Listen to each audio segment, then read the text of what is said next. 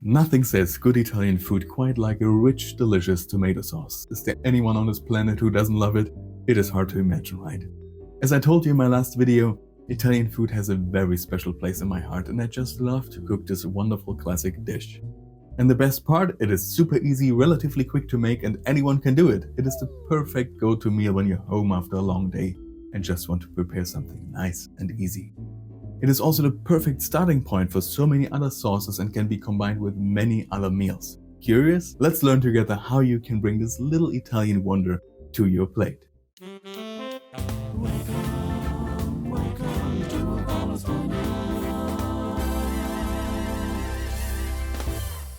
Hello and welcome my friends and fellow Apollonians, welcome to Apaulo's Diner. I'm your host Apaulo Jupiter, and today we're transporting ourselves to Bella Italia by learning how to create a little culinary delight, an amazing and authentic Italian tomato sauce.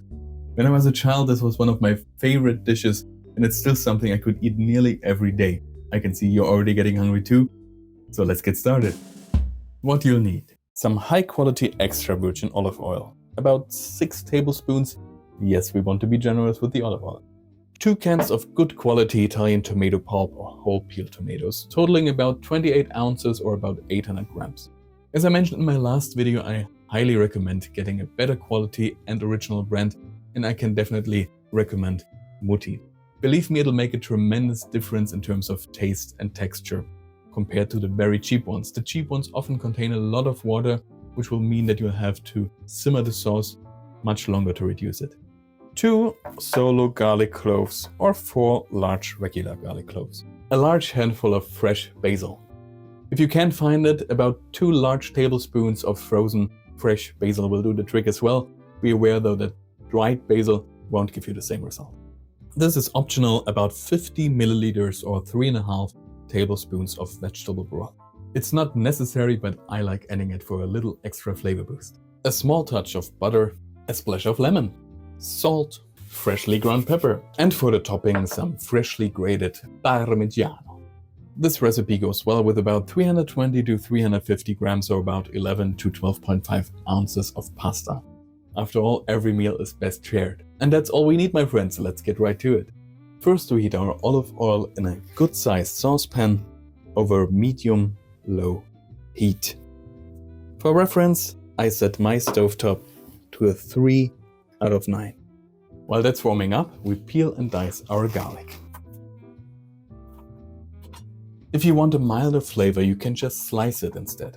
But I find that dicing it finely works best. The smaller pieces will mix better into the sauce and release a more intense flavor due to the allicin.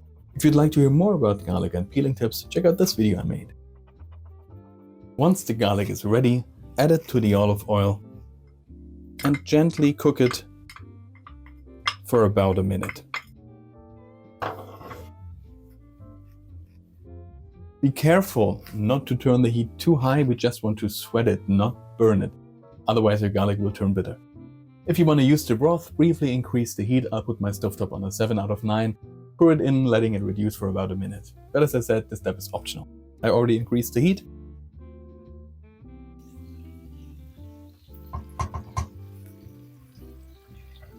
Once that's done, reduce the heat a bit and pour in your tomato pulp. If you're using whole peeled tomatoes, mash them with a potato masher or your wooden spoon. Alright, so let's pour that in.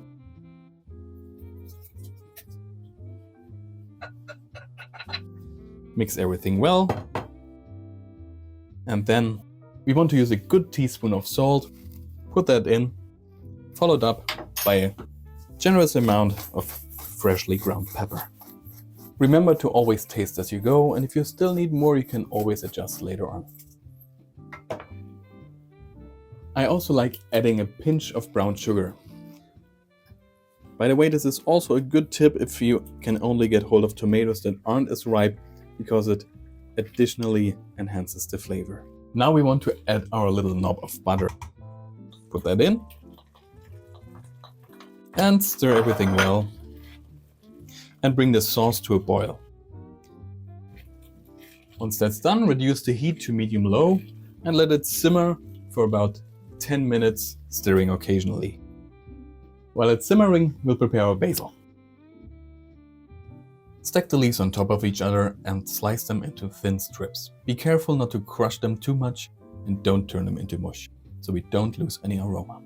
And don't discard the basil stalks. They're packed with flavor. Just slice them thinly too. After 10 minutes, add the basil to the sauce and let it simmer for another 10 minutes. Meanwhile, bring a pot of water to a boil. Once it's boiling, season it generously with salt. For a classic like this, we're using spaghetti, of course, but any pasta works well with this sauce. A little bonus tip. Check the cooking instructions on the package and set your timer for 2 minutes less than that. That almost always results in perfectly al dente pasta. Just before the pasta is done, add a little splash of lemon to the sauce. This step is optional, but I think it adds a wonderful brightness to the dish. When your timer goes off, increase the heat under the sauce to a medium-high and transfer the pasta directly into the pan. You really don't have to strain it. You also want to keep some of the pasta water.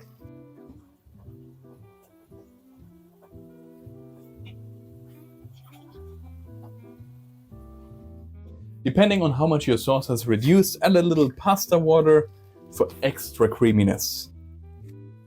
Mix everything well for about a minute so the pasta can soak up all the amazing flavor.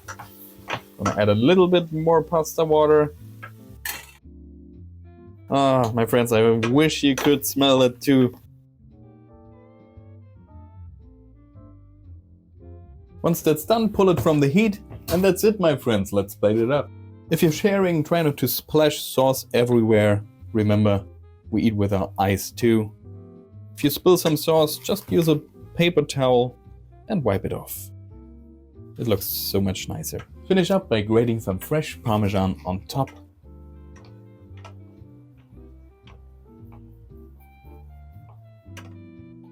And maybe garnish it with some fresh basil. That looks nice. Now all that's left to do is to share it with someone you love. But if you want to keep it all for yourself, that's fine too. It's so delicious, who could resist, huh? So good. If you found this video helpful, delicious and entertaining, I'd really appreciate a like. And if you haven't already, please subscribe. It really helps me bring you even more delicious recipes and crafty ideas. If you want to up your kitchen game, check out this cool content. Enjoy your meal, my friends and fellow Polonians. Thank you for tuning into Apaulo Diner. Have a wonderful day, and I'll see you in the next video.